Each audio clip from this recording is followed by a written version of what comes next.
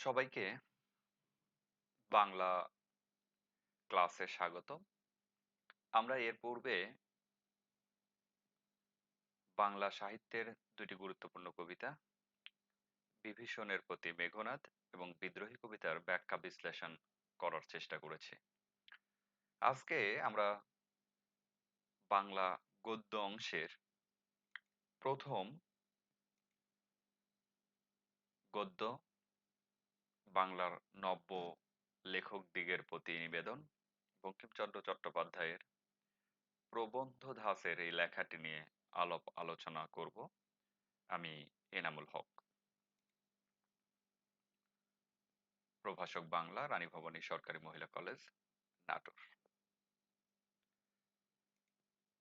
তো আমরা এই আলোচনার পূর্বে খুব গুরুত্বের সাথে যে জিনিসটি তোমাদের দেখাতে চাই সেটা হচ্ছে বঙ্কিমচন্দ্রকে বুঝতে হলে ওই সময়কে জানতে হবে এবং ওই সময়ের যে বাংলা সাহিত্যের ধারাবাহিকতা সেটাকে জানতে হবে। আমরা সবাই জানি বাংলা সাহিত্যের আধুনিক যুগ বলা হয় ১৮০০ সাল থেকে। কারণ এই সময়ে ১৮০০ সালেই ফোর্ট উইলিয়াম কলেজ প্রতিষ্ঠিত হয় এবং ১৮০১ সালে ফোর্ট উইলিয়াম কলেজে বাংলা বিভাগের যাত্রা শুরু হয়। এই ফোর্ট উইলিয়াম কলেজে উইলিয়াম কেরির নেতৃত্বে যে একদল লেখক, একদল গবেষক বাংলা নিয়ে বিভিন্ন গবেষণা করেছেন এবং লেখালেখি করেছেন, তাদের মধ্যে মৃত্যুঞ্জয় বিদ্যালঙ্কার এবং পরবর্তীতে ঈশ্বরচন্দ্র বিদ্যাসাগর অন্যতম। এই ঈশ্বরচন্দ্র বিদ্যাসাগর কিংবা রাজা রামমোহন রায়, উইলিয়াম কেরি প্রত্যেকেই বাংলা সাহিত্যের লেখালেখির পাশাপাশি মূলত সমাজ সংস্কারকের ভূমিকা পালন করেছেন, আমরা প্রত্যেকেই জানি। তো এরই পরবর্তী প্রজন্মের লেখক বঙ্কিমচন্দ্র চট্টোপাধ্যায়। মূলত বঙ্কিমচন্দ্র ১৮৩৮ সালে জন্মগ্রহণ করেন এবং ১৮৯৬ সালে মৃত্যুবরণ করেন। একেবারে স্বল্প আয়ুর একজন ব্যক্তিত্ব, যিনি এই স্বল্প আয়ুর মধ্যেই বাংলা সাহিত্যকে অনেক কিছু দিয়ে গেছেন। তিনি বাংলা সাহিত্যের প্রথম সার্থক ঔপন্যাসিক। আমরা মাইকেল মধুসূদন দত্তকে যেমন সার্থক মহাকাব্য, অমিত্রাক্ষর ছন্দের প্রবক্তা, বিভিন্ন ট্র্যাজেডি নাটক, এরকম নানাধর্মী রাস্তায় অবগাহন করতে দেখি। আমরা বঙ্কিমচন্দ্রকেও এরকম দেখতে পাবো। বঙ্কিমচন্দ্র পশ্চিমবঙ্গের ২৪ পরগনার কাঁঠালপাড়া গ্রামে জন্মগ্রহণ করেন। তোমরা এটা অবশ্যই মনে রাখবা যে বঙ্কিমবাবু কোথায় জন্মগ্রহণ করেন। এটা তোমাদের পরীক্ষায়, বিশেষত ভর্তি পরীক্ষায় আসার জন্য খুবই গুরুত্বপূর্ণ। ১৮৫৮ সালে বিএ পরীক্ষায় উত্তীর্ণ হন মাত্র কয়েকজন ব্যক্তি। তাদের মধ্যে তিনি অন্যতম একজন। ডেপুটি ম্যাজিস্ট্রেট হিসেবে নিয়োগ পান। যদিও তার পিতা যাদবচন্দ্র তিনিও ম্যাজিস্ট্রেট ছিলেন। এই ডেপুটি ম্যাজিস্ট্রেট থাকা অবস্থায় বঙ্কিমবাবু নানাভাবে তার ন্যায় নিষ্ঠার কারণে সুখ্যাতি অর্জন করেন, যেটা চারিদিকে ছড়িয়ে পড়ে। বিশেষত নীলকরদের যে অত্যাচার আমরা জানি, সেটা দমনের মধ্য দিয়ে। এই নীলকর প্রসঙ্গ আসলেই যে বিষয়টি মনে রাখবা, নীল দর্পণ নামে নীল চাষীদের উপরে যে অত্যাচার নিপীড়ন করা হয়েছে, এই এরই ধারাবাহিকতায় নীল দর্পণ নাটকটি লিখে ফেলেন দীনবন্ধু মিত্র। মূলত এটি প্রকাশিত হয় 1860 সালে। এছাড়া তিনি সম্পাদনা করেন বাংলা ভাষা ও সাহিত্যের গুরুত্বপূর্ণ সাহিত্য পত্রিকা বঙ্গদর্শন, যেটি প্রকাশিত হয় 1872 সালে। এইটাও তোমাদের ভর্তি পরীক্ষার জন্য খুবই গুরুত্বপূর্ণ। বাংলা ভাষায় প্রথম শিল্পসম্মত উপন্যাস দুর্গেশ নন্দিনী প্রকাশ পায় 1865 সালে। এছাড়া কপালকুণ্ডলা, মৃণালিনী, বিষবৃক্ষ, কৃষ্ণকান্তের উইল, চন্দ্রশেখর, আনন্দমঠ, দেবী চৌধুরানী, রাজসিংহ, সীতারাম, এগুলো খুবই গুরুত্বপূর্ণ। বঙ্কিমচন্দ্রের ৩টি উপন্যাসকে মিলে বলা হয় ত্রয়ী উপন্যাস: আনন্দমঠ, দেবী চৌধুরানী আর সীতারাম। তোমরা অবশ্যই মনে রাখবা যে ত্রয়ী উপন্যাসের অন্তর্ভুক্ত নয় কোনটি, এরকম জাতীয় প্রশ্ন হয়। আমি আবারও বলছি, আনন্দমঠ, দেবী চৌধুরানী, সীতারাম। আর এছাড়া ইংরেজি একটি উপন্যাস লেখেন রাজমোহন ওয়াইফস, রাজমোহনস ওয়াইফ। এছাড়া লোকরহস্য, বিজ্ঞান রহস্য, কমলাকান্তের দপ্তর, সাম্য, কৃষ্ণ চরিত্র, বিবিধ প্রবন্ধ ইত্যাদি তার গদ্য গ্রন্থ আমরা দেখতে পাই। তিনি বাংলা সাহিত্যের নানাবিধ সৃষ্টির স্বীকৃতিস্বরূপ সাহিত্য সম্রাট উপাধিতে ভূষিত হন। মজার বিষয় হচ্ছে, আমরা তার জন্মসালের মধ্য দিয়েই জানতে পারি তিনি উপনিবেশিক বাস্তবতায় জন্মগ্রহণ করেছেন এবং মৃত্যুবরণ করেছেন উপনিবেশিক বাস্তবতার মধ্যেই। কিন্তু এই উপনিবেশিক বাস্তবতার মধ্যেও এক ধরনের হিন্দুত্ববাদী প্রথা এবং রেওয়াজের মধ্য দিয়েই বড় হয়েছেন। ফলে মাত্র 11 বছর বয়সে 5 বছর বয়সী মেয়ের সাথে বিবাহ বন্ধনে আবদ্ধ হন। হিন্দুদের কাছ থেকে তিনি তার লেখায় হিন্দু ধর্মের শ্রেষ্ঠত্বের ঘোষণার মধ্য দিয়ে ঋষি উপাধিতে ভূষিত হন। আমরা অনেক সময় এইটা নিয়ে বঙ্কিমচন্দ্রকে নানাভাবে দোষারোপ করে থাকি, কিন্তু শিল্পী বঙ্কিম শিল্প মানে উত্তীর্ণ, আর যখনই হিন্দুত্বের কাছে পরাজিত হয়ে গেছেন তখনই আমরা দোষারোপ করি। তবে আমাদের সেটা আলোচ্য বিষয় নয়। বাংলার স্কট বলা হয় বঙ্কিমচন্দ্রকে, স্যার উইলিয়াম ওয়াল্টার স্কটের নাম অনুসারে, যিনি উপন্যাসে রোমান্টিক ধারার সাথে ঐতিহাসিকতার একটা সংমিশ্রণ ঘটিয়েছিলেন। এই বঙ্কিম বাবুর লেখার মধ্যে রয়েছে মূলত রোমান্স ধর্মী ঐতিহাসিক উপন্যাস।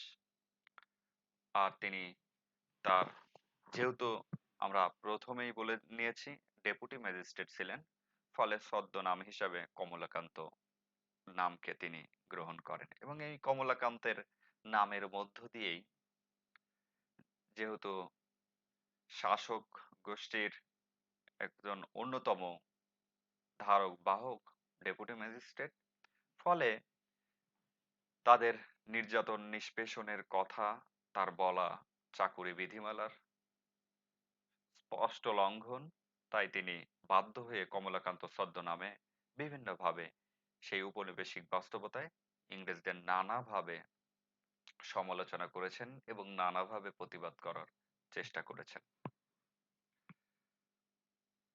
এখন এই যে উপনিবেশিক বাস্তবতায় বঙ্কিমচন্দ্র চট্টোপাধ্যায়ের জন্ম, তিনি ঔপনিবেশিক বাস্তবতার মধ্য দিয়েই বাংলা সাহিত্যের আধুনিক যুগের যে উন্মেষ ঘটেছিল, সেই আধুনিকতার মধ্যে বাংলা সাহিত্য কোন পথে গেলে একটা সঠিক পথ পাবে, বাংলা সাহিত্যের বাক পরিবর্তন হবে, বাংলার নব্য লেখকদের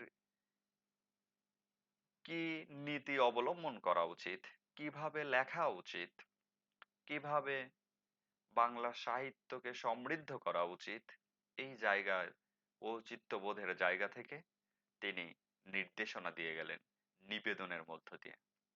এই যে তার নিবেদন, এই নিবেদন কেবল বাংলা সাহিত্যের প্রারম্ভিক স্তরে নয়, আজকের বাংলা সাহিত্যেও প্রাসঙ্গিক।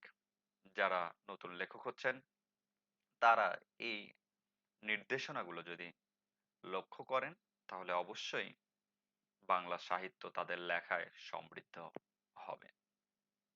তো আমরা এখন লেখায় প্রবেশ করি। আমরা যেহেতু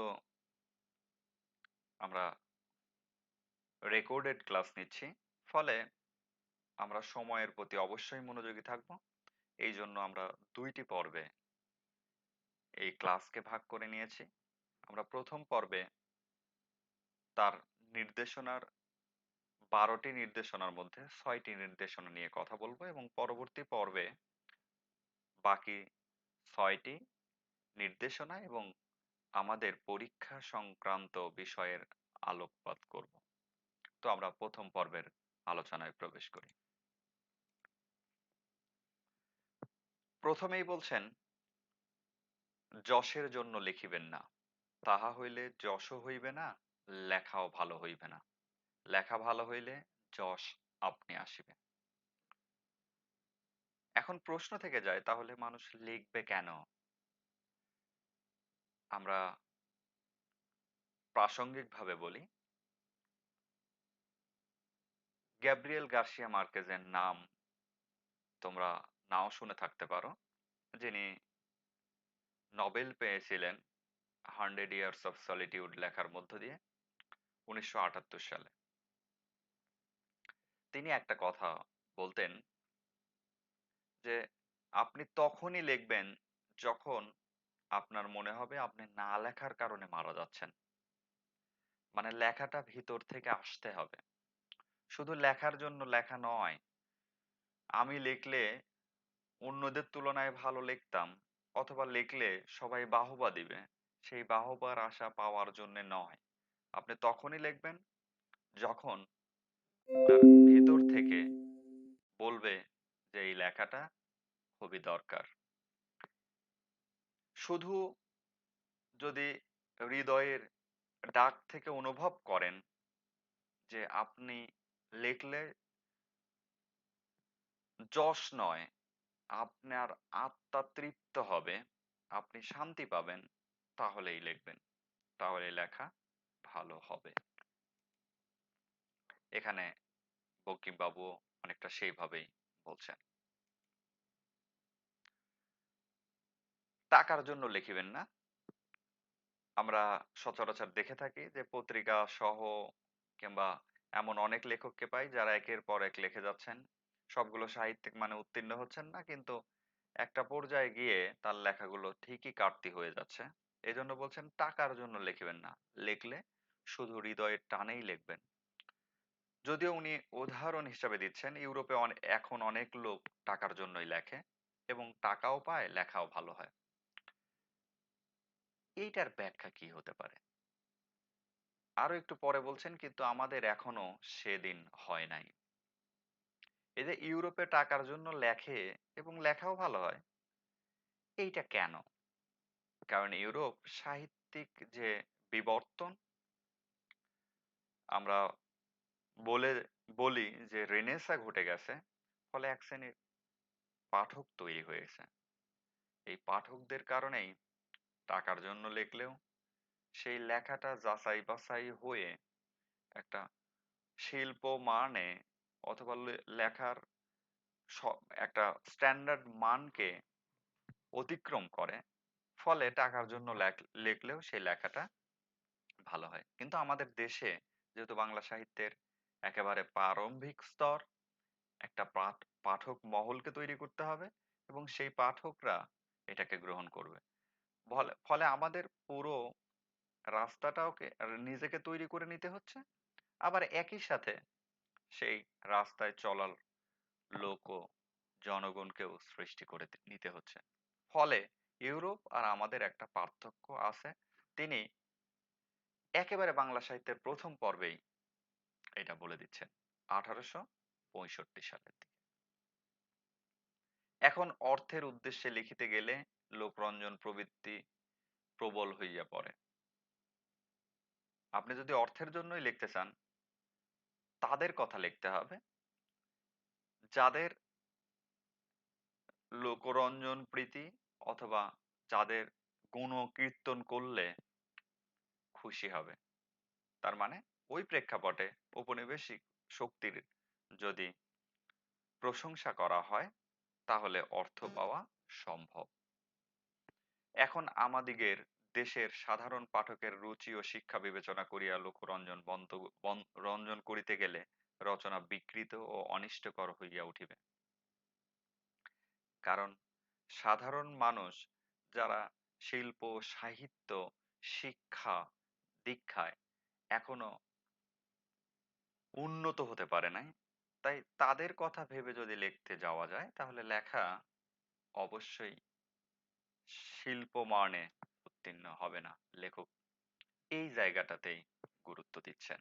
আমরা একটু পরের দিকে যাই। যদি মনে এমন বুঝিতে পারেন যে লিখিয়া দেশের বা মনুষ্য জাতির কিছু মঙ্গল সাধন করিতে পারেন অথবা সৌন্দর্য সৃষ্টি করিতে পারেন, তবে অবশ্য লিখিবেন। যাহারা অন্য উদ্দেশ্যে লেখেন তাহাদিগে তাহাদিগকে যাত্রাওয়ালা প্রভৃতি নিজ ব্যবসায়ীদিগের সঙ্গে গণ্য করা যাইতে পারে। মানে লেখারও উদ্দেশ্য থাকতে হবে। আমি এমনি লিখলাম, বিষয়টা এমন নয়। মানুষ জাতির মঙ্গল করতে হবে অথবা স- সৌন্দর্য সৃষ্টি করতে হবে। বলা হয় আর্ট ফর আর্টস সেক, মানে শিল্পের জন্যই শিল্প। প্রমোদ চৌধুরীরা পরবর্তীতে এই ধাঁচে লেখার প্রতি গুরুত্ব দিয়েছেন।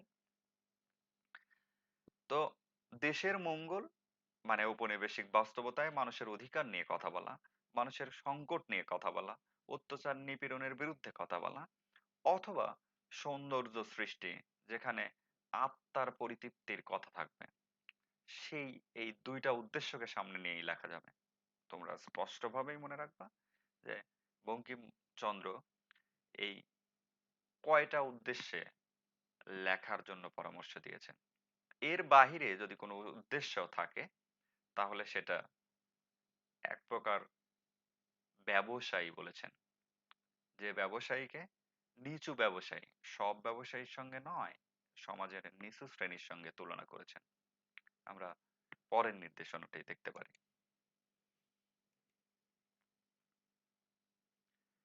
যাহা অসত্য ধর্ম বিরুদ্ধ, পরনিন্দা বা পরপীড়ন বা স্বার্থ সাধন যাহার উদ্দেশ্য, সে সকল প্রবন্ধ কখনো হিতকর হইতে পারে না। সুতরাং তাহা একেবারে পরিহার্য। সত্য ও ধর্মই সাহিত্যের উদ্দেশ্য, অন্য উদ্দেশ্যে লেখনী ধারণ মহাপাপ।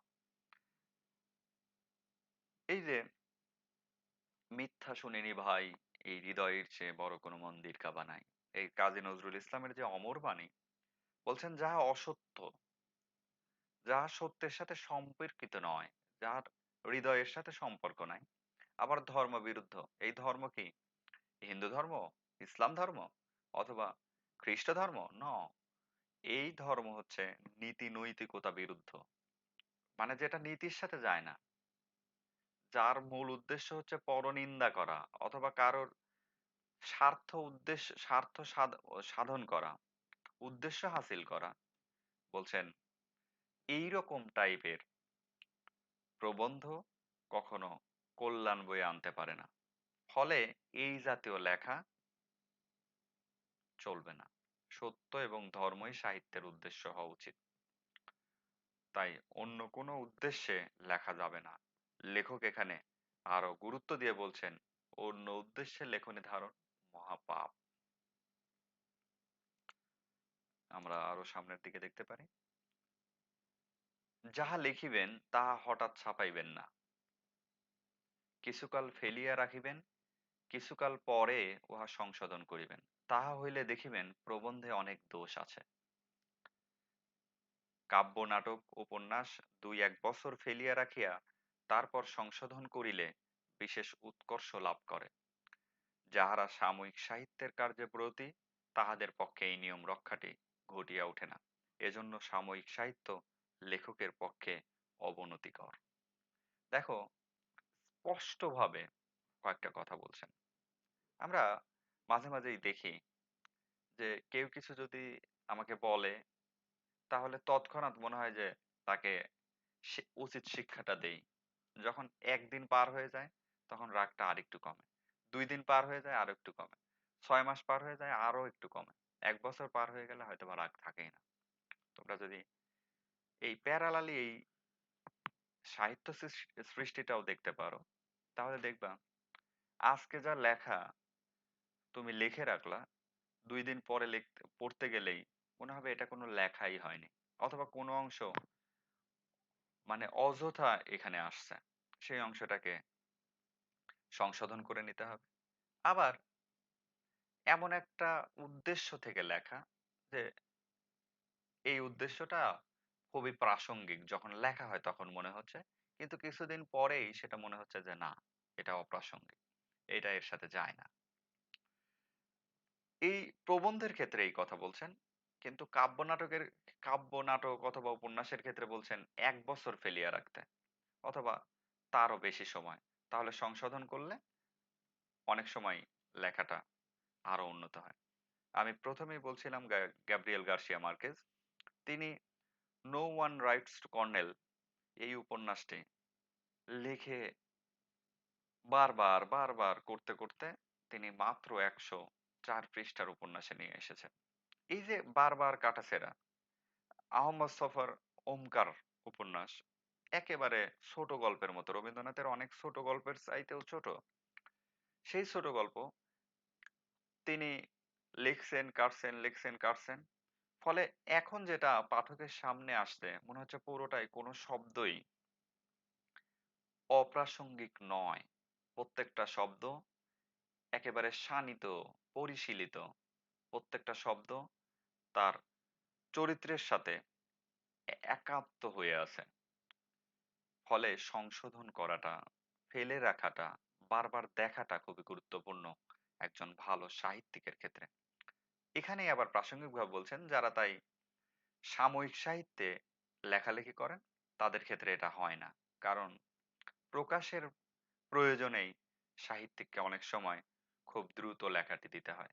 ফলে সাহিত্যিক নিজেই এই লেখাটি আর পড়ে দেখতে পারেন না। বলছেন এইটা সেই লেখক অথবা সাহিত্যিকের পক্ষে ক্ষতিকর। তবে আমরা যারা নতুন লিখব অবশ্যই এই বিষয়গুলো স্মরণে রাখবো। আমরা আরো একটু সামনে যাই। যে বিষয়ে যাহার অধিকার নাই সে বিষয়ে তাহার হস্তক্ষেপ অকর্তব্য। এটি সোজা কথা, কিন্তু সাময়িক সাহিত্যতে এই নিয়মটি রক্ষিত হয় না। দেখা যাচ্ছে আমি বাংলা সাহিত্যের ছাত্র। আমি রাজনীতি নিয়ে কথা বলি। হতে পারে বাংলা সাহিত্য রাজনীতির সাথে সম্পর্কিত। আমি ফিজিক্স নিয়ে কথা বলি। আমি কেমিস্ট্রি নিয়ে কথা বলি। আমি এমন একটা বিষয় নিয়ে কথা বলি যেটা আমার ধারণাতেই নেই। জাস্ট বলা অর্থে বলা। বলছেন এইটা একটা সাহিত্যিককে অবশ্যই স্মরণে রাখতে হয়। বলা হয়ে থাকে লেখক কোনো একটা বিশেষ বিষয়কে প্রকাশ করবেন মাত্র অথবা ইঙ্গিত দিবেন, কিন্তু লেখককে পুরোটাই জানতে হবে। ফলে তার অধিকার নাই অথবা তার জানা নাই যে সম্যক ধারণা রাখে না সে বিষয়ে একজন সাহিত্যিক কোনোভাবেই লিখতে পারে না। কিন্তু আবার প্রাসঙ্গিকভাবে উনি বলছেন সাময়িক সাহিত্যের ক্ষেত্রে এই নিয়মটি রক্ষা করা হয় না। কারণ সিলেক্টেড কিছু লেখক থাকেন, তারাই বিভিন্ন বিষয়ে লেখা দিয়ে থাকেন প্রকাশনার প্রয়োজনে। বলছেন এইটা সাহিত্যিকদের জন্য কোনোভাবেই কল্যাণ বয়ে আনে না। আমরা পরের ক্লাসে আমরা এই বিষয়ে আলোচনা শেষ টানব। সবাই ভালো থাকবা। ধন্যবাদ।